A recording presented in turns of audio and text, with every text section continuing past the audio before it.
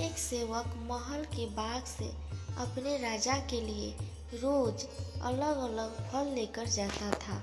एक दिन राजा के बाग में नारियल, अमरूद और अंगूर एक साथ पक गए।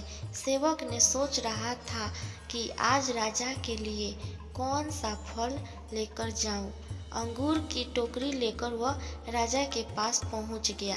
राजा अपने राज की समस्याओं की वजह से चिंतित थे और कुछ सोच रहे थे।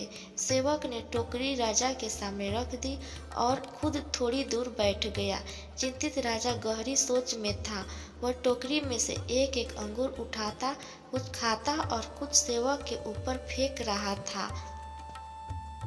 अंगूर फेंकना सेवक हर बार कहता कि भगवान तू बड़ा दयालु है। कुछ देर बाद राजा ने ये बात सुनी कि सेवक बोल रहा है भगवान तू बड़ा दयालु है।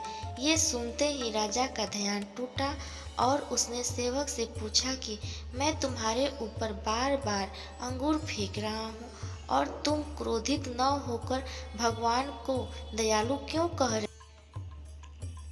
सेवक ने राजा से कहा कि महाराज, आज बाग में नारियल, अमरूद और अंगूर 3 तरह के पके फल थे। मैं सोच रहा था कि आपके लिए आज क्या लेकर जाऊं। तभी मुझे लगा कि आज अंगूर लेकर जाना चाहिए। अगर मैं नारियल या अमरूद लेकर आता तो मेरा हाल और बुरा हो जाता। इसलिए मैं भगवान को दयालु कह रहा हूँ। उस समय मेरी बुद्धि ऐसी कर दी कि मैं अंगूर ले आया। इसलिए कहते हैं जो होता है अच्छे के लिए होता है।